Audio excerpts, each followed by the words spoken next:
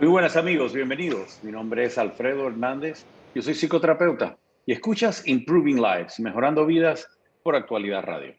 Un programa hecho por profesionales que nos dedicamos al cuidado de tu salud mental. Y hoy vamos a estar hablando de una de esas condiciones de salud mental que usualmente no es muy conocida, el trastorno esquizoafectivo. Hoy en Improving Lives, Mejorando Vidas por Actualidad Radio. Qué bueno que estás con nosotros. Recuerda, nos puedes escuchar a través de internet www.actualidadradio.com. También si bajas en tu teléfono celular en la aplicación Actualidad Media Group, de esa forma puedes escuchar no solamente este programa, sino toda la programación de Actualidad Radio. También en el canal de YouTube Alfredo Ayuda vas a poder ver y escuchar este programa, vas a poder ver los cuadritos de Zoom con los invitados y la producción aquí también, así que te invito, si hay algún tema que te gustó, lo quieres buscar en ese canal de YouTube, Alfredo Ayuda, igual que enviárselo a alguien si te parece que le puede ayudar el tema. Así que también en redes sociales, @Alfredo Ayuda en Twitter y en Instagram. Como siempre, en la producción Susana Pérez, en los controles Tito Silva, en todo lo que tiene que ver con redes sociales de tecnología, Alejandro Rodríguez. Estamos en vivo, mayo 20, a través de la 1040 AM y en la 103.9 FM en el sureste de la Florida, en la ciudad de Miami, en las áreas limítrofes también. Así que, Susanita, esto es uno de los temas, hoy te tiraste profunda.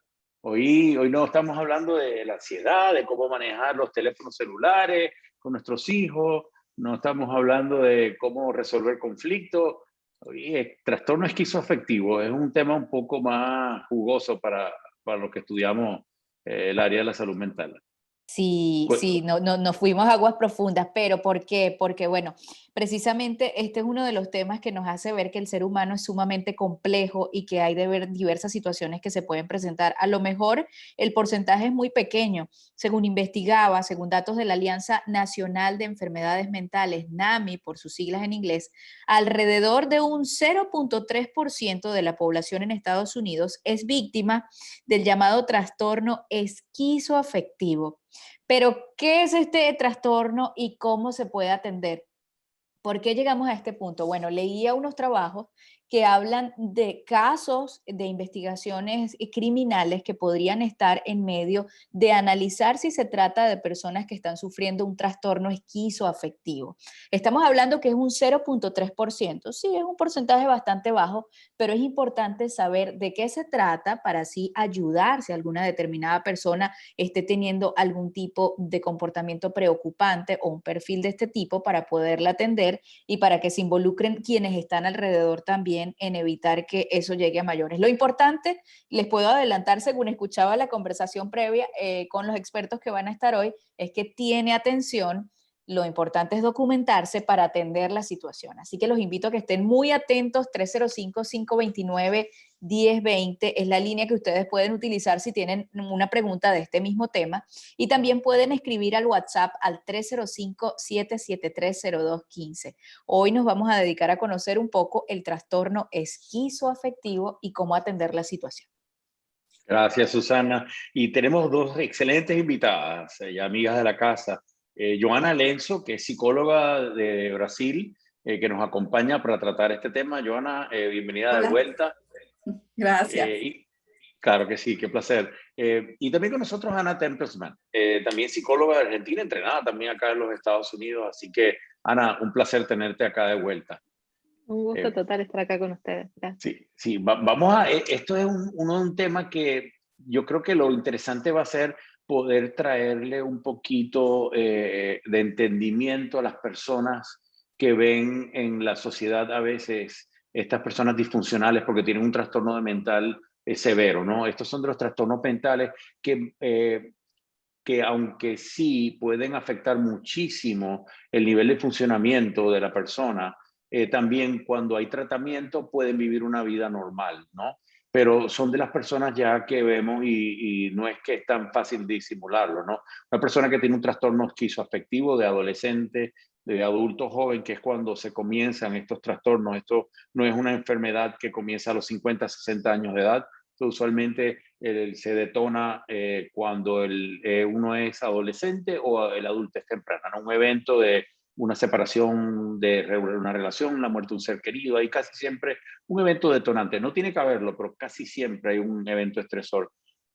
Pero son de las enfermedades, y aquí donde vamos a tratar de traerle a las personas que nos escuchan, es como que esa visión del que vive con esto, qué significa para ellos, además de la familia, para poder entenderlo un poquito más. Pero el trastorno esquizoafectivo está en el grupo, yo lo considero de estas enfermedades como la esquizofrenia, la bipolaridad, donde ya son enfermedades que afectan más profundas, ¿no? Antes se hablaba de la neurosis, ya las neurosis no tienen diagnóstico en los modelos modernos, ¿no? La época de Freud y demás se hablaba mucho de el modelo neurótico, la personalidad neurótica tipo tal, ABC, ¿no?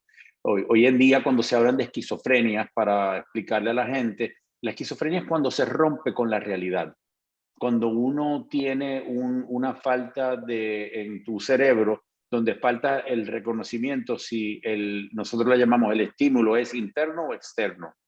Un estímulo externo es, por ejemplo, si me estás escuchando en la radio, yo estoy hablando a través de la radio y quien esté contigo acompañándote va a escuchar mi voz porque es una voz que sale, es un estímulo externo. Un estímulo interno es cuando yo escucho una voz, pero la escucho solamente dentro de mi cerebro. O sea, mi cerebro produce ese estímulo y mi mente registra esa voz. O las otras alucinaciones, ¿no? Una visual, estamos hablando de las más comunes, una auditiva, una visual donde veo cosas, veo sombra, veo personas, veo objetos. Esas son las más comunes. Luego están las un poquito más complejas, las alucinaciones táctiles o olfatorias, ¿no? Que esos son raras de ver. Casi siempre olfatoria es cuando hay algún trauma del cerebro y demás. Pero manteniendo en lo que es el esquizoafectivo, el esquizofrénico o la esquizofrenia, que hay diferentes tipos de esquizofrenia, es cuando se rompe con la realidad. Cuando mi mente está viendo cosas que otros no ven, mi mente me hace escuchar cosas o veo que no, otros no, o esquemas o situaciones que no son reales, ¿no? Me están persiguiendo o yo tengo superpoderes, donde estoy fuera de contacto con la realidad. El trastorno esquizoafectivo, ayúdenme aquí un poquito para explicárselo al que nos está escuchando, porque inclusive dentro del campo de la salud mental es uno de los que es más difíciles de diagnosticar dentro de estos casos severos, porque se confunde mucho con las esquizofrenias y sobre todo con la bipolaridad con rasgos psicóticos, ¿no? El que es bipolar a veces tiene rompimiento con la realidad, tiene cambios en el estado de ánimo, y hay momentos que entonces ve cosas, escucha o se siente que lo persiguen o demás. El esquizoafectivo es distinto. Vamos aquí, Ana primero y luego Joana. Vamos a tratar de describir qué cosa es, cuáles son los síntomas del esquizoafectivo. Sí. En realidad, una de las cosas que pasa más dolorosas con este diagnóstico es que aparecen dolencias de dos diferentes ramas. Por un lado, de todo lo que es la esquizofrenia y la ruptura con la realidad, como vos bien decías, los delirios, las alucinaciones, pero también hay un trastorno del ánimo, que quiere decir que la gente o sufre depresión o sufre oscilaciones entre la manía y la depresión. Entonces hay dos diferentes orígenes o dos diferentes ramas de lo que hace sufrir a la persona y se pueden mezclar entre sí y realmente es un tipo de patología que genera grados altísimos de sufrimiento para la persona y para la gente alrededor de cada persona. Me pregunta mucho de dónde surge esto, porque en general cuando hablamos de estas cosas todos nos preocupamos, me puede pasar a mí, de dónde puede venir, puedo hacerle algo a mi hijo para provocar una situación de este nivel de gravedad. Y en realidad, como con muchos trastornos, no se tiene muy claro cuál es el origen, pero mucho se cree que tiene que ver con cosas genéticas. En muchos de estos casos, las personas tienen familiares con patologías similares, como os decís, hay diferencias entre diferentes tipos de esquizofrenia, pero suele ser algo prevalente en la familia. Algunos casos es como catalizado por estrés o en muchos casos drogas. Yo, algunas personas con las que trabajé tenían un pasado intenso con drogas, con cocaína, que había aflorado problemas latentes que ya existían en la persona. Pero a nivel de darnos cuenta y diagnosticar, hay por un lado una dificultad de relacionarse con la realidad, una de las cosas que veo son pensamientos intrusivos, pensamientos poco lógicos, pensamientos muy agresivos hacia la persona también, mucha paranoia, muchos delirios de veo cosas alrededor o estas cosas significan otras cosas para mí, lo cual genera mucha soledad y mucho enojo muchas veces en las personas, mucho miedo. Y por otro lado, una dificultad de controlar el ánimo. La depresión puede llevarnos también a cuidar poco de nuestra salud. Vi personas que se alimentaban mal, que no cuidaban su higiene personal, una cantidad de otras dolencias que también hacen más difícil.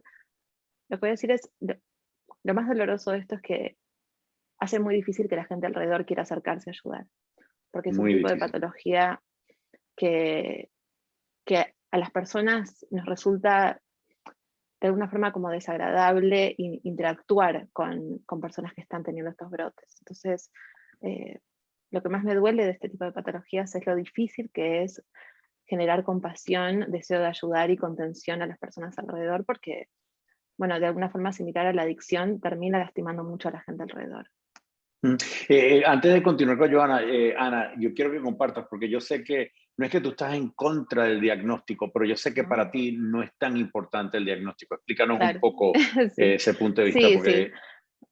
Bueno, esto lo estudié bastante con un profesor mío de trauma que se llama Bessel van der Kolk, que trabaja muchísimo con psicofármacos, diagnósticos y experiencias gravemente traumáticas, como es la gente que vuelve, los veteranos que vuelven de la guerra. Y él es psiquiatra y parte de lo que dice es, mucho de esto está empujado por las farmacéuticas, por deseos de medicar a las personas. Muchas veces las medicaciones se desarrollan antes de incluso las patologías, y muchas veces las personas que desarrollan los diagnósticos trabajan con estudios científicos que tal vez no son tan, o son mucho más prolijos de lo que las personas en realidad son. O sea, las personas somos complejas, nos presentamos como nos presentamos, tenemos las vidas que tenemos y no somos tan ordenados como los estudios científicos que se ocupan de encasillar cada cosa en su lugar. Creo que el foco es siempre trabajar con compasión, entendiendo qué es lo que hace sufrir a cada persona y validando que cada persona tiene los dolores que tiene y merece un espacio para sanarse y para acompañarse. Igualmente considero que en la línea psiquiátrica sí se vuelve importante entender específicamente qué medicación puede ayudar, y en estos casos la medicación puede ser absolutamente fundamental. Claro, claro. Y el propósito principal de no es etiquetar a nadie, el Claro, diagnóstico es para saber cuál es el tratamiento, ¿no? Igual claro. que cuando tú tienes gripe, no es lo mismo que Ujú. tengas un virus o que tengas una neumonía, entonces el doctor que te oculta va a saber cuál es la condición para entonces decirte cuál es el Claro, tratamiento que te va a curar. sí. Y ese es el mismo modelo que usamos en psiquiatría y en psicología. Ujú. Joana, esto es... Estamos haciendo este programa porque hay que hablar de los temas de salud mental. Sobre todo a nosotros los hispanos nos cuesta muchísimo trabajo y estamos en vivo y me encantaría y voy a ponerlo. Me dicen que entre 5 y 6 mil personas nos escuchan cuando hacemos el programa. Yo estoy seguro que tiene que haber alguna persona que nos está escuchando que ha sido diagnosticado con esquizofrenia, con bipolaridad, quizás esquizoafectivo. Sería, yo creo, magnífico si pudieras llamarnos y compartir tu experiencia de lo que es vivir con una enfermedad mental severa. Es la verdad. O sea, podemos hablar a veces del cáncer, de la diabetes, pero nos cuesta más trabajo hablar de estas enfermedades mentales severas. Entonces, yo quisiera, si nos estás escuchando, quieres quizás cambiar tu nombre y guardamos tu confidencialidad con mucho gusto. Me gustaría, si nos estás escuchando y quieres compartir tu experiencia de vivir con una enfermedad mental severa, te invitamos que llames al 305-529-1020. Estamos en vivo, hoy es mayo 20, de 8 a 9 de la noche vamos a estar en vivo, 305-529-1020. Quizás eres el familiar de alguien que fue diagnosticado. ¿Cuál fue tu experiencia de vivir con ese ser querido que fue diagnosticado? Porque la idea es tratar de brindar ayuda.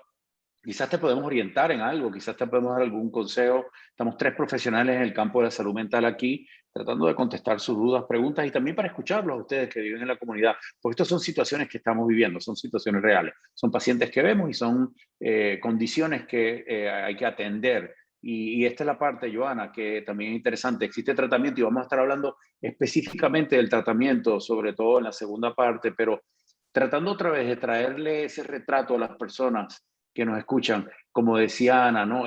Tiene dos cosas el esquizoafectivo. Tiene la parte de los cambios del estado de ánimo, las enfermedades de lo que llamamos los mood disorders, los trastornos del estado de ánimo. O sea, es la persona que se levanta por la mañana y tiene días que son depresivos, tristes, y a la misma vez o estoy escuchando voces o me siento que me están persiguiendo. Entonces, son síntomas también psicóticos. O a veces estoy mánico y estoy disparado y estoy que me siento que que soy Superman y que voy a rehacer el mundo y que tengo la energía y a la misma vez me estoy sintiendo de que alguien me está hablando y yo soy el único que lo puede escuchar. Es una patología que no es fácil, sobre todo al comienzo, afecta muchísimo, confunde mucho a la persona el poder vivir de esta manera, ¿no? Totalmente. De hecho, no es un diagnóstico que se establece en una primera consulta, por ejemplo. O sea, es algo que realmente necesita, y nosotros como especialistas necesitamos tener el suficiente conocimiento y conocer a este paciente para poder identificar realmente qué es lo que está pasando. Porque, a ver, puede ser, por ejemplo, una esquizofrenia o un trastorno psicótico breve. Puede ser un trastorno bipolar con una manía que tiene un delirio de grandeza. Puede ser un episodio depresivo con síntomas psicóticos. O sea, puede ser muchísimas cosas. Entonces, realmente no es un diagnóstico que se establece muy rápidamente. Una de las cosas que, bueno, es así, es que los trastornos mentales no se diagnostican con un examen de sangre o con un rayo X. Entonces, no se puede tampoco uno apresurar en un diagnóstico tan complicado como el diagnóstico del esquizoafectivo, sobre todo porque va a tener, digamos, un desarrollo diferente. No es lo mismo nunca un paciente que te llega con un episodio depresivo con síntomas psicóticos, que tú sabes que tiene una temporalidad corta, que tiene recuperación muy rápida y que esa persona de ahí en adelante puede que más nunca en su vida vuelva a presentar un delirio, o un paciente con un trastorno esquizoafectivo. Realmente, además es importante porque muchas veces la esquizofrenia, el paciente puede verse muy deprimido, el paciente está sumergido en sí mismo, en su propia angustia, en su propio delirio, en su propia alucinación, y puede ser confundido con un paciente que está muy deprimido y que por eso no quiere comer, no se quiere bañar, no quiere hablar con nadie, solo quiere estar encerrado en su cuarto. Entonces sí es importante, sobre todo en este tipo de diagnósticos, que el equipo de trabajo sea un equipo que además sea conformado no solamente por un psiquiatra, sino que haya psiquiatra, que haya psicólogo, que haya realmente un equipo de trabajo, incluso de trabajo social, que pueda atender a la familia de este paciente. O sea, no es un diagnóstico que se establece a la ligera, no debe ser establecido así. Y justamente cuando nosotros atendemos todas estas áreas es que vamos a poder garantizar que este paciente lleve una calidad de vida bastante buena, bastante estable, que su familia entienda este diagnóstico y que no lo vean desde el miedo solamente que da inicialmente escuchar algo tan fuerte como esquizoafectivo, sino que además puedan estar seguros y conscientes de cuál es el diagnóstico, porque justamente es eso, no es un trastorno bipolar, no es a pesar de que el esquizoafectivo puede tener la clasificación de esquizoafectivo de tipo bipolar, pero no es lo mismo y la persona tiene que poder conocer su diagnóstico. Tenemos que hacer una labor de tratamiento farmacológico, de tratamiento psicoterapéutico y de psicoeducación, además, tanto para el paciente como para la familia, ¿no? Sí, es de los casos donde con más frecuencia nos cuesta más trabajo llegar al diagnóstico correcto. Totalmente. En este diagnóstico yo creo, siempre en la escuela, me acuerdo en la escuela graduada y cuando uno habla con colegas es, ok, esta es la lucha, ¿cuál es el diagnóstico? ¿Este o todos los demás que acabamos de discutir? Tengo aquí alguien que nos escribe, recuerden, nos pueden enviar a través de la mensajería WhatsApp, 305-773-0215, 305-773-0215, o si desean también lo pueden hacer llamándonos al 305-529-1020. Si quieren hacer algún comentario, como decía, si están viviendo con alguna de estas condiciones de salud mental, me encantaría, por favor, que compartan, nos den ese otro lado del cristal, ¿no? Donde nosotros tratamos de entenderlo, pero no hay nada como escuchar a una persona que vive con esta condición para poder ayudarnos a tener esa empatía, porque lo importante de traer este programa y la información es que podamos entender las personas que viven con esta condición y poder tener quizás un poquito más de entendimiento y misericordia y compasión. Yo creo que es lo que en verdad hace falta. Tengo acá a Luisa que nos envía un mensaje a través del WhatsApp y dice Luisa: esto me hace pensar en esos jóvenes que muchas veces han cometido acciones violentas diciendo que escuchan voces que les dictan qué hacer. Pregunto entonces, ¿esto es similar a cuando una persona habla sola? ¿Es para preocupar que alguien hable solo? Me acuerdo del comentario de un maestro que hacía el chiste de: no hay problema en que tú te hables a ti mismo, no hay problema en que tú te contestes a ti mismo, El problema es cuando tú dices, ¿qué fue lo que te dijiste? Ahí es que te preocupas, ¿no? Pero el hablar solo no es patológico, esto es muy normal, el uno estar hablando con uno mismo, ¿verdad? Sí, sí, sí. Ana, primero, Sí. por favor. Sí, sí, sí. Es normal hablarnos, hablar en voz alta, practicar cosas en voz alta. El problema es cuando empezamos a no poder distinguir qué sale de adentro y qué sale de afuera, como vos explicabas. El conflicto es cuando no podemos, cuando la realidad que nosotros vemos no es la misma que ven las otras personas, o la mayoría de las demás personas en el mundo. Y creo que es súper válido el punto que ofrece esta persona de que es verdad, de repente esto no diagnosticado se entiende como otra cosa, los chicos pueden terminar en la cárcel, pueden terminar criminalizándose, pueden terminar en situaciones muy, muy graves cuando esto no tiene una intervención temprana o adecuada o una comprensión de qué es lo que está ocurriendo. Es muy doloroso la falta de comprensión de lo que es la enfermedad mental y lo que nos puede llevar a hacer. Sí. Joana, yo me acuerdo estar trabajando, yo por años trabajé en una unidad de crisis donde recibíamos a los pacientes que están descompensados y estaban psicóticos, ¿no? Y entonces en la unidad uno lo estabiliza con medicamento y casi siempre son 3, 4 días que toma, ¿no? Pero me acuerdo de muchas veces pacientes hablándole a la pared, ¿no? Y yo aprendí y la gente no entiende, pero tú te le acercas y le dices, ¿te das cuenta que estás hablándole a la pared, no? Y te miran y dicen, sí, sí, es verdad. Y tú le preguntas a alguien, ¿estás escuchando voces? Y usualmente el paciente te dice, sí, estoy escuchando voces. Y ahí uno como terapista empiezas a tener el diálogo, ¿no? Bueno, ¿qué te dicen las voces? ¿Qué te están comentando? ¿Son voces claras? ¿Entiendes lo que te dicen? Porque no todo el que habla y dice que escucha voces es igual, ¿no? Hay diferentes tipos. Hay voces que comandan, hay voces que interrumpen. Coméntame un poco sobre esto del escuchar voces, ¿no? Sí, yo tuve también la suerte, en mi posgrado también lo hice en un hospital psiquiátrico y era uno de los más importantes de Caracas en ese momento. Entonces realmente teníamos un volumen de pacientes, o sea, daba para uno poder ir viendo todo lo que llegaba. Y realmente era fascinante entender, además, cuando el paciente te está hablando de su delirio, cuando el paciente te está hablando de su alucinación y ver cómo ellos realmente lo interpretan de una manera completamente distinta a lo que es la realidad, a lo que estamos entendiendo todos en su entorno, ¿no?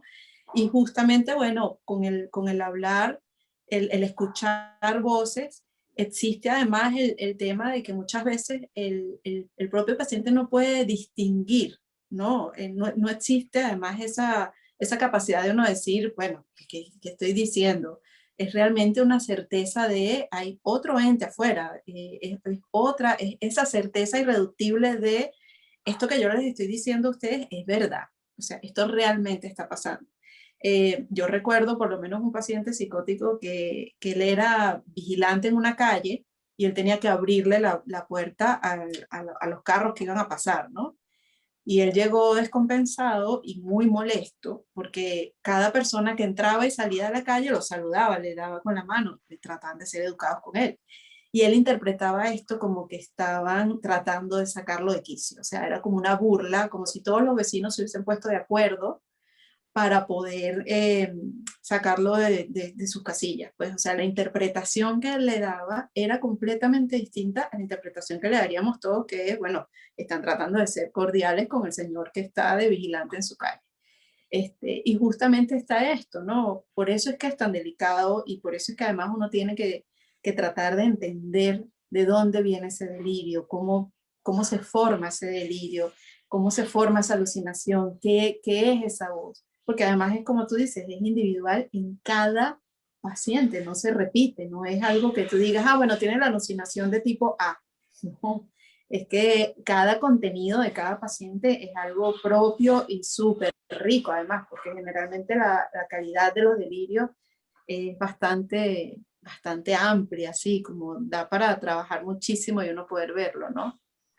Sí, sí, Ana, ese punto de los delirios es donde tú ves la creatividad patológica quizás del ser humano, ¿no? Yo tuve uno que era una señora de color que pensaba que ella era Abraham Lincoln, por ejemplo, en su delirio. He tenido personas que creen que ellos pueden hacer llover o parar la lluvia o hacer que el sol baje. Sí. El Es delirio ya fascinante. es cuando... cuando mi mente crea una situación que es irreal, que puede haber un delirio de persecución, es el más común, pero los delirios pueden tener muchos tipos de manifestaciones, ¿no? Me hace pensar en la película It's a Beautiful Mind. Sí, estaba justo pensando esto. Quiero aclarar igual, porque siempre lo hablo con los padres, que cuando los chicos tienen amigos imaginarios, eso no tiene rasgos psicóticos y no tiene para nada que ver con lo que estamos hablando. Es normal en el desarrollo de los chicos tener imaginaciones, escuchar, ver, proyectar. Eso es normal y es parte del desarrollo. No quiero asustar a ningún padre. Y en relación a los delirios y alucinaciones, la realidad es que en la mayoría de los casos son bastante negativos. La gente sufre mucho sus alucinaciones en la mayoría de los casos. En general estoy en peligro, alguien me está persiguiendo, nadie me entiende, estoy solo, nadie me cree, además, que es lo que suele ocurrir. Son delirios que torturan mucho a las personas. O sea, los pensamientos intrusivos en general o ordenan a las personas a tener compulsiones. Yo tenía una persona con la que trabajaba que me dicen las voces que tengo que hacer esto de vuelta y que lo hizo mal y que lo haga de vuelta y que lo haga de vuelta y no se callan hasta que lo hago de vuelta. Suele ser de mucha tortura, de mucha tortura. En realidad en persona nunca vi, solamente leí de casos donde no había un grado alto de dolor y sufrimiento que acompañaba el delirio y la alucinación. Es que, a ver, si me permites aquí, Alfredo, sí, realmente claro. Si uno lo ve como desde la clínica del paciente, si tú estás feliz con tus alucinaciones, no vas a querer ir a verte con nadie. O sea, tú estás feliz en tu mundo escuchando lo que sea. O sea, realmente el paciente que nos llega al hospital, por ejemplo, en este caso, es porque realmente hay un malestar muy significativo. O sea, yo no me atrevería a saber si realmente hay o no hay malestar si existen casos, o sea, si no hay casos con bienestar. Pero es que el que está feliz, está en su casa feliz, escuchando sus alucinaciones o con sus ideas delirantes, feliz. Realmente el paciente que se aproxima a uno es un paciente que la está pasando realmente muy mal, porque es esto, el mayor contenido es de sufrimiento, de necesito ayuda, o sea, estoy solo en esta lucha que tengo con esto que me está pasando. Y me viene a la mente, claro, los delirios principales que uno más escucha son los de paranoia, ¿no? Me están persiguiendo, la mafia me quiere matar, hay alguien que está estacionado afuera, ese tipo, ¿no? Están los de grandiosidad, yo tengo superpoderes, yo soy más inteligente que los demás, esa grandiosidad excesiva, ¿no? Pero me hiciste pensar, yo tuve un caso donde está el delirio de amor, que llaman, los de amores, donde tenía el caso donde ella era feliz porque ella estaba enamorada y esta persona estaba enamorada de él. Claro, él no le escribía, nunca la había llamado, no estaba en contacto con ella, ella le enviaba mensajes y nunca le contestaba, pero ella sabía que él se quería casar con ella, ¿no? Entonces estaba fuera de contacto con la realidad y era la familia la que la trae a decir, mira, pero es que esto no está bien, ella quiere ir en un avión a tal país, no voy a dar detalles, obviamente, pero no todo el mundo está feliz con el delirio, porque hay algunos de los que son grandiosos, viven su vida felices porque ellos entienden que tienen superpoderes. O sea, el mundo está mal y yo soy el que lo voy a arreglar y vivo en mi mundo de fantasía donde estoy fuera de contacto con la realidad. Y hay veces donde llegas el grado donde llegan a ser hasta funcionales, ¿no? Se habla muchísimo, por ejemplo, donde tú tienes un Chávez que se hablaba que era bipolar y ese delirio de grandeza lo llevaba a hacer cosas por el bien del país y se llevaba por el medio a todo el mundo, pero estaba fuera de contacto con la realidad de lo mal que está yendo el país, ¿no? Y tienes otros casos de otros políticos que ha ocurrido, ¿no? Tú puedes hablar quizá de un Hitler, puedes hablar de otros casos, ¿no? Pero hay momentos donde esos delirios no siempre son tan bonitos ni tan, no son tan dolorosos ni tan disfuncionales, ¿no? La persona vive en su mundo de fantasía. Tenemos que ir a una pausa. Vamos a continuar. Tengo un par de mensajes que nos enviaron acá también por el WhatsApp. Y cuando regresemos vamos a hablar un poco más y qué se hacen en estos casos, porque lo más importante, el mensaje principal que queremos traer no es solamente cuál es esta condición, cuáles son los síntomas y cuánto le afecta a la familia, que no hemos tocado todavía también, pero qué se hace. O sea, hay tratamiento y hay tratamiento que puede llevar a la persona a tener una vida, entre comillas, como decimos, funcional y normal, si existe lo que es normal, ¿no? Pero bueno, vamos a una pausa, así que Tito, antes que vayas a empezar a escuchar voces, por favor, llévatelo para la pausa. Qué bueno que estás con nosotros. Mi nombre es Alfredo Hernández, yo soy psicoterapeuta y escuchas Improving Lives, Mejorando Vidas por Actualidad Radio. Un programa hecho por profesionales que nos dedicamos al cuidado de tu salud mental. Y hoy estamos en el lado profundo de la piscina. Hoy estamos hablando sobre el trastorno esquizoafectivo.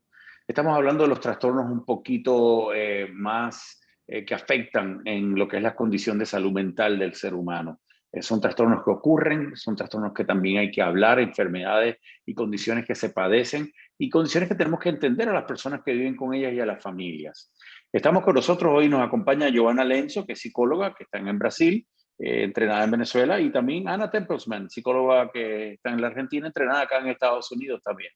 Así que hablando del tema del trastorno esquizoafectivo, tenemos acá dos mensajes que nos llegaron a través del WhatsApp. Recuerda, estamos en vivo mayo 20.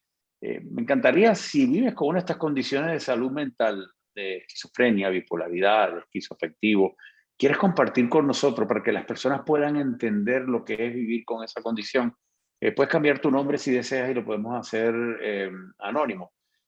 Por favor, llámanos al 305-529-1020. O eres un familiar que has vivido con alguien con esta condición.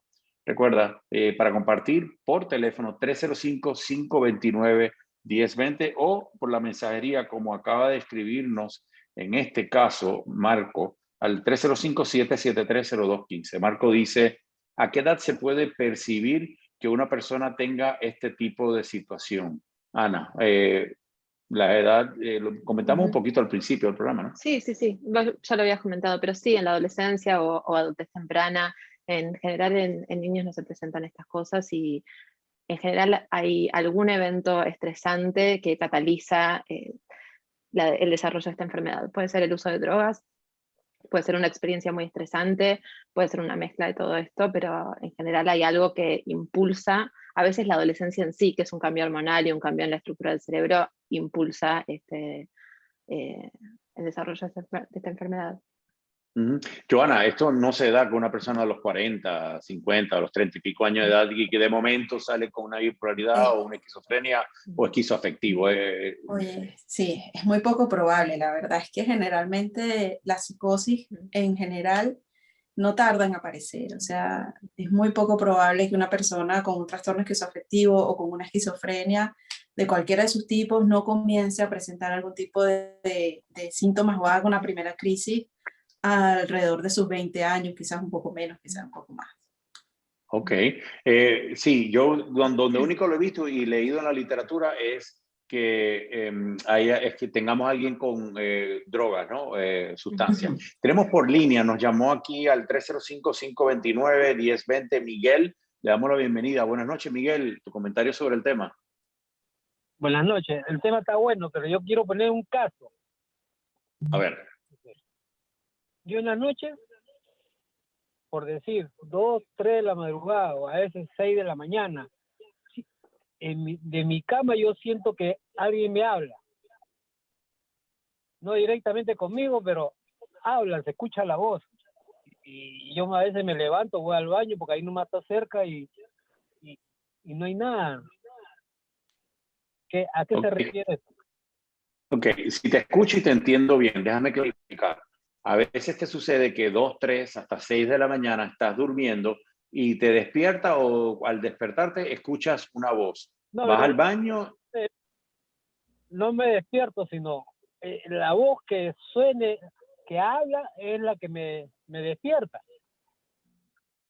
Dentro de tu sueño hay una voz que te despierta. No, yo estoy durmiendo, pero siento esa voz y ¡pum! Me despierto. Y le escucho. Okay. Y habla. Ok, la pregunta es, ¿ya despierto, sabes que estás despierto y aún así continúas escuchando esa voz? No, ya. Ok, entonces me da la impresión aquí, y Ana y Joana me comentarán, yo creo que lo que estás es teniendo un sueño vívido, un sueño que parece muy real. Es como soñar que estoy en un carro, un accidente, y voy a chocar y me despierto y sentía que iba a chocar. Bueno, en el sueño alguien te está hablando y fue tan real la voz dentro de tu sueño que te hace despertar. Pero si fuera que ya despierto continúas escuchando la voz, entonces sí podría ser psicosis. Eso no es que tienes psicosis. Pero Ana, Y luego, Joana, comentario. Sí, en realidad manifestamos un montón de los temas irresueltos en los sueños. Me cuentan cosas interesantísimas y de hecho es algo que se puede trabajar un montón. Me cuentan, me doy cuenta que estoy soñando y no me puedo mover, me cuentan, escucho cosas, me cuentan, escucho personas que ya no están, que me hablan. Y a veces hay una línea fina entre tener un sueño lúcido, que quiere decir que registramos que estamos soñando dentro del sueño, o estar completamente identificados con lo que ocurre en el sueño. En realidad, parecido a lo que veníamos hablando de si esto genera angustia o no, lo que más le preguntaría a la persona que llama es qué de esto le genera angustia, con qué siente que necesita ayuda, qué es lo que esto le produce. Le produce, porque mis pacientes me cuentan, de repente tengo miedo de irme a dormir porque sé que me va a pasar esto y no me voy a poder mover y va a ser muy desagradable. Como que qué es lo que, qué ayuda necesitaría de nosotros, cómo le podemos orientar, cuál es el dolor que esto le causa. ¿Te pasa eso, Miguel, lo que está diciendo Ana? ¿Te causa angustia el escuchar esa voz? No, Okay. Simplemente una curiosidad. algo que habla es una conversación que hay que se siente, porque de mi cuarto me parece que saliera del baño. Uh-huh. La A ver, voz, pero es mientras, déjame clarificar otra vez, eso es mientras tú estás durmiendo y esto es parte de tu sueño. Cuando te despiertas, la voz no la puedes escuchar ya más, ¿correcto? exactamente. Okay. Joana, ¿qué le comentas? Pues la parte positiva es que no califica propiamente como algo psicótico. De hecho, estoy aquí lamentándome porque no me acuerdo el nombre específico de ese tipo de fenómeno, que es que realmente cuando está en torno a la actividad de sueño, no califica como una alucinación psicótica propiamente, no necesita tratamiento. Muchísimas veces, claro, como dice Ana, tiene que ver con cuestiones estresantes o con cuestiones que digamos como que tenemos pendientes. Se puede trabajar en psicoterapia, por ejemplo, pero no es que sea propiamente calificable dentro de un trastorno psiquiátrico, porque justamente sucede en torno al sueño.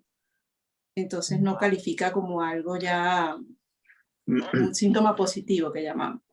Miguel, sí, ciertamente, Joana. Miguel, me viene a la mente, mira, en nuestra mente hay veces que compensa en medio de un sueño algunos estímulos que ocurren. Por ejemplo, hay un caso muy antiguo donde alguien pensaba que le estaban cortando en la guillotina o soñaba que estaba en la guillotina y había un pedazo de madera que le estaba cayendo sobre el cuerpo, por ejemplo. ¿Okay? O el tener algo que te está presionando y lo que sentías es que estabas soñando que alguien te estaba agarrando por el brazo. Okay. Mi pregunta sería, en este caso, ¿tú padeces de infecciones en tu oído o tienes algún problema de tinnitus o tienes alguna condición de oído o trabajas quizás en un medio ambiente donde estás en un club nocturno que la música es muy alta toda la noche y cuando te vas a acostar de repente tu oído o tu sistema auditivo está respondiendo a ese sobreestímulo antes de acostarte a dormir? No sé si hace sentido las preguntas que te estoy haciendo. Sí lo he escuchado, pero lo que yo lo que me causa admiración es que esa voz es casi no diario, se puede decir interdiario, pero como que se está hablando de uno, o algo así, una voz ronca. Ok. Pregunta, ¿hay algo que lo empeore o hay algo que lo mejore? Si duermes bien, es menor. Si duermes más horas, o sea, ¿hay alguna relación con algo, con la comida, por ejemplo? Cuando tiendo a comer tarde y me acuesto, escucho más esa voz, o cuando me acuesto muy tarde, lo escucho, o si me acuesto muy temprano es cuando lo escucho. ¿Has podido ver alguna relación con algo más que ocurra en tu vida? O cuando los días que tengo discusiones con mis amistades es que me pasa, o los días que tomo unas cuantas cervezas son los días que me pasa. ¿Has podido asociarlo con algo, algún evento en tu vida? No, con nada, no encuentro la forma porque es interdiario casi. Ok, mira, yo... Es casi diario, muy bien. Yo te diría, trata de anotar los días que la escuchas, por ejemplo, qué nivel de estrés tuviste ese día anterior, qué tan bien estás durmiendo, qué estabas comiendo en ese día. Empieza a llevar un diario para ver si hay alguna relación con lo que te está sucediendo durante el día, es lo que yo te diría. Pero lo más probable es que esto es parte del proceso tuyo de tu sueño, ¿no? Hay veces que el sueño nos lleva a un estímulo dentro del sueño, dentro del contenido material del sueño que nos produce levantarnos, porque el propósito principal del sueño, aunque no lo creas, es para poder mantenerte descansando, pero hay veces que ese contenido lo que nos lleva a despertar. Creo que sería útil también revisar un poco cómo está la higiene del sueño. Si de repente Miguel se acuesta leyendo el celular hasta que ya no puede más y ahí es que se queda dormido, o si deja la televisión prendida, o si tiene una buena rutina antes de acostarse a dormir. Y bueno, revisar un poquito cómo están esos hábitos para poder ver si realmente tiene que ver con esto, ¿no? Sí, Miguel, a lo que está preguntándote Joana, ¿qué le dices? ¿Cómo estás cuidando tú tu sueño? Mire, yo me acuesto a las 11, 11:30 y me levanto a las 6 porque tengo que llevar al colegio a mi nieto. Pero yo le escucho esa palabra, esa voz tan fuerte que me despierta, ¿no? Pero me intriga. Yo no le... ¿Qué te dice la voz? ¿Hay algo que te dice usualmente? ¿Dice casi siempre la misma cosa? Eso es lo que yo quiero entender, qué es lo que me quiere decir, que el entendimiento no lo encuentro, porque habla como si fuera un fantasma. O como un murmullo o algo así, o sea, no se entiende. Habla, se siente el hablado. Yo pienso que es el destino por la pared, pero no, es una voz así ronca, pero fija. Okay. Muy interesante. Aquí un par de detalles, como te decimos. Lee sobre lo que es la higiene del sueño. Trata de no ver mucha televisión o ver el teléfono antes de acostarte. Trata de ir a la cama cuando sea la hora de dormir. Trata de reducir la cantidad de cafeína. Si te acuestas a 11 de la noche y te levantas a 6 de la mañana, estás durmiendo 7 horas. El promedio debería ser alrededor de 8. Quizás no estás durmiendo suficiente, estás teniendo algo de depravación del sueño. Aquí hay varias cosas que podrías ver, pero si no te está alterando en tu vida, donde te levantas todo exaltado, bueno, ese es parte del contenido del sueño que tú estás teniendo. Sería interesante hacer unas cuantas más preguntas, pero si quieres al final te voy a dar el teléfono y si quieres me llamas y podemos hablar un poquito más fuera del aire, ¿te parece? Ok, correcto, para mí no hay problema. Cómo no, Miguel. Muchísimas gracias por tu llamada. ¿Algún comentario, alguno de ustedes dos que quieran hacerle a Miguel? No. Lo escucho tan tranquilo, lo escucho como aceptando lo que le pasa, sin pelearse, sin generar sufrimiento, con curiosidad sobre su propia experiencia, que creo que es uno de los síntomas de la salud. Así que me alegro que tenga como la valentía de tener esta experiencia y recibirla. Y me da curiosidad, me encantaría saber cómo sigue esto, si puede terminar de entender lo que le dicen las voces, si puede registrar cómo se siente cuando esto está ocurriendo, y creo que la actitud que está teniendo es súper sana.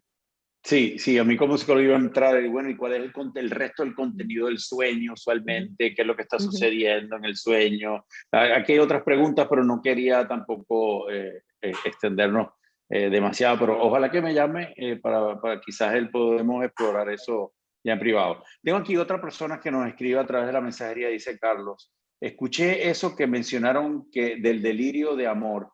Mi papá escribe a una persona que nunca le contesta. Dice que está enamorado. El punto es que se confunde y a veces le escribe a mi mamá y a mis hermanos.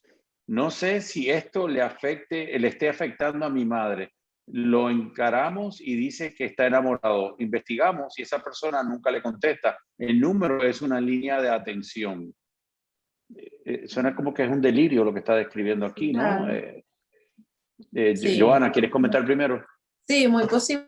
La cosa es que, claro, si esto comienza, que es un poco lo que hablábamos antes de la edad de inicio, si esto ya es algo que se está dando en una persona mayor, intuyo que ya de la tercera edad, puede tratarse ya de otro cuadro completamente diferente, pues puede ser más un tema demencial, algo que ya esté relacionado más con un deterioro que con un trastorno psicótico como tal. Sí, Ana, ¿no? Puede ser una demencia. Claro. Sí, puede ser Alzheimer, cualquiera de los trastornos que son más típicos de la tercera edad, pero creo que también ejemplifica este caso. Yo trabajo mucho más con hijos de personas que tienen estos trastornos que con las personas concretas con estos trastornos, y realmente el efecto que puede tener en el apego de las personas, en la crianza de las personas, es mucha vergüenza, mucho dolor, mucha falta de contacto y comprensión. Entonces también ganas para todas las personas que nos están escuchando, tal vez ellos no sufren esto, pero tuvieron padres que sufrían cosas así, sea alucinaciones, sea trastornos del ánimo, y eso realmente tiene un efecto muy grande para la vida de los chicos, y no es culpa de ellos, no hay nada que los chicos pueden hacer para evitar este tipo de trastornos, y sí hay mucho que podemos hacer como adultos para sanar estos dolores de la infancia, así que...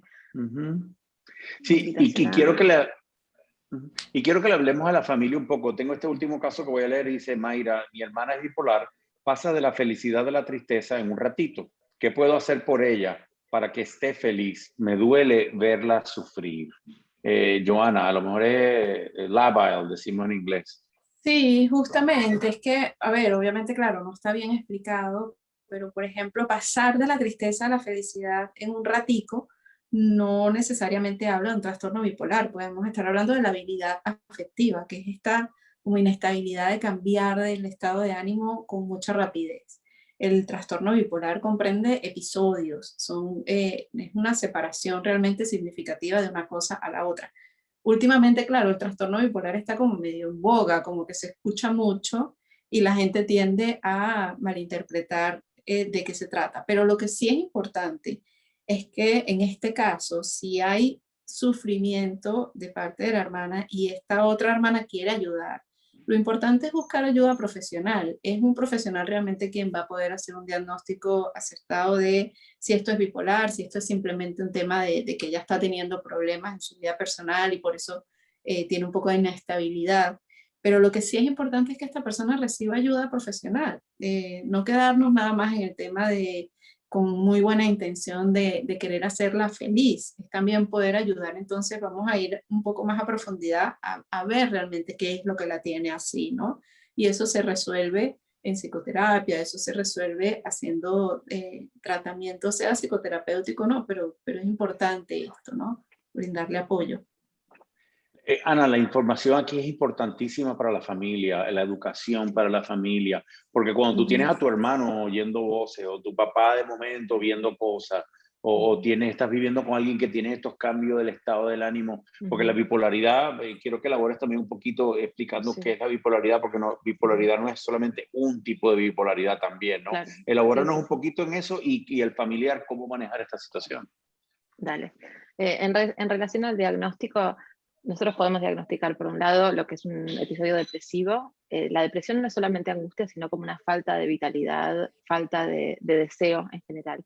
Y la manía es lo opuesto, es muchísima energía, la gente duerme muy poco, pareciera como energía de sobra, a veces un poco de delirio de grandeza, como un estado muy exaltado del ánimo. No es alegría, no es felicidad, es un estado exaltadísimo del ánimo del sistema nervioso.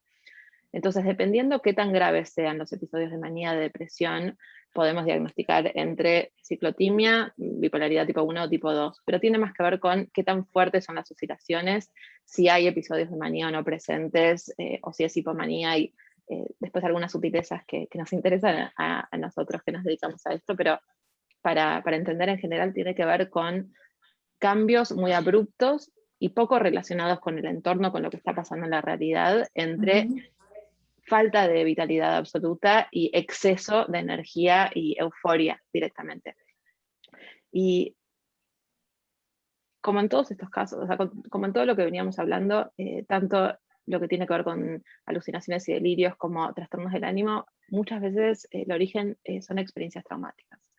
En Estados Unidos en especial se estudia mucho lo que tiene que ver con los efectos de la guerra, porque realmente hay mucho dinero para hacer ese tipo de investigaciones, y las personas que tuvieron experiencias así de traumáticas, como es una experiencia de guerra, suelen tener flashbacks, que son alucinaciones, suelen tener periodos de depresión o trastornos del ánimo. Entonces, también es interesante ver qué es lo que ocurrió en la vida de cada persona para detonar cosas así.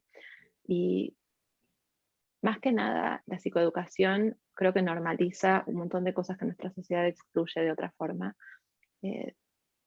El principal obstáculo que veo de que la gente pida ayuda es la vergüenza que acarrea no entender lo que nos sucede, no entender qué es lo que le sucede al otro, pensar que hay algo malo en mí.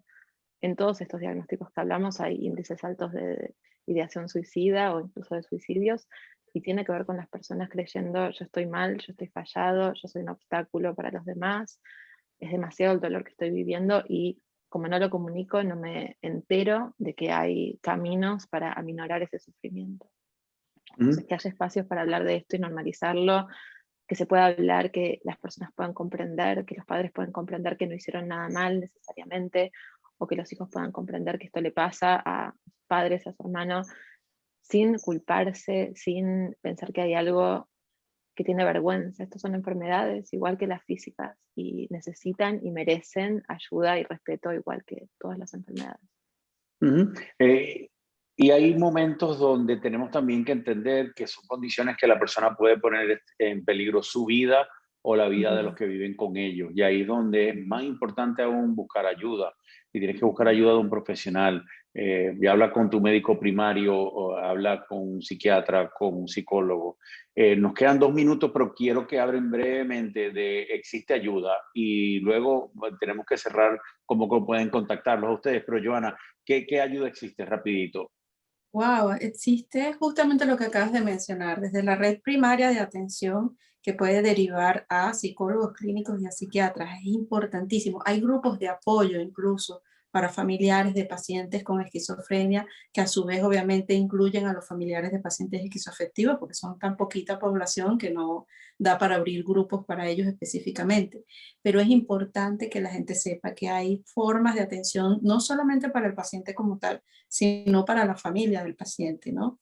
Esto es importantísimo. Además, hay buenos tratamientos, hay formas, hay gente especializada en este tipo de atención.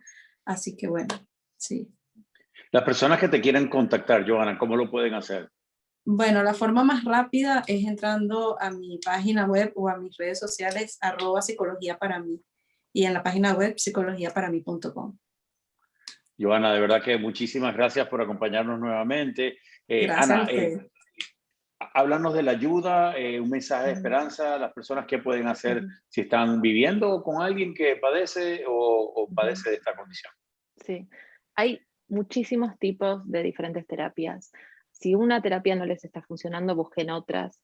Hay terapias expresivas, estudie terapias que tienen que ver con los animales, se usa mucho terapia con caballos, hay terapia con movimiento, con arte, en grupos, individual, intergeneracional, constelaciones familiares. Hay muchísimos diferentes abordajes. Si no dieron con la persona correcta, con el médico correcto, con la medicación correcta, podemos seguir buscando. Cada vez se desarrollan más cosas. Hoy en día hay mucha neurociencia, neurofeedback, MR. Hay un montón de diferentes técnicas desarrolladas para ayudar, siempre y cuando podemos pedir ayuda. También estoy viendo cada vez más estudios del efecto de la meditación en diferentes tipos de esquizofrenia. Hay muchísimo que podemos hacer, así que en general las personas que estudiamos esto estamos muy deseosas de ayudar y de aportar de esta forma a lo que podemos, así que por favor consulten. Si me quieren contactar a mí por este tema u otros, pueden ir a mi página web, que es anatempelsman.com. Desde ahí están mis artículos, mis meditaciones, pueden contactarme, pueden pedir sesiones, consultas, lo que necesiten. El mejor medio siempre es mi página. Ana, qué placer también haberte tenido. Excelente la charla con las dos.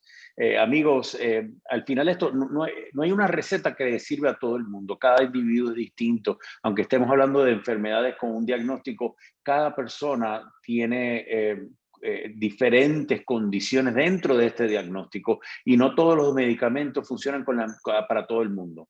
Okay, esto es una combinación, vamos a ponerlo, entre arte y ciencia, donde tienes que encontrar un buen proveedor, un buen psiquiatra, un buen psicólogo, un buen terapista que te acompañe a entender la condición, a veces a cómo manejarla, a veces hay que aprender a vivir con ella y a buscar el mejor tratamiento que esté disponible. Se ha adelantado muchísimo en las áreas de tratamiento y en las áreas también de los medicamentos, así que lo único que no cabe es ignorarla. Aunque haya buscado ayuda antes y no haya funcionado, te invito a que busques ayuda. Hay mucha ayuda, sobre todo en literatura, y les voy a dejar la página web que se llama NAMI, NAMI.org, National Alliance of Mental Illness. Tienen en español también. Ellos tienen grupos en la ciudad de Miami, por ejemplo, que son gratuitos para apoyos a las personas y para los familiares que padecen de enfermedades mentales. También en el Centro de Salud Mental de Improving Lives vamos a estar haciendo grupo pronto para las familias de los que padecen enfermedades mentales. Te invito a que nos llames al 305-270-5305. Miguel, aquí tiene el número para que me llames mañana si quieres. 305-270-5305. Te doy las gracias a los invitados, a ustedes que nos escribieron y nos llamaron. Y como lo dejo siempre, quiérete y déjate querer.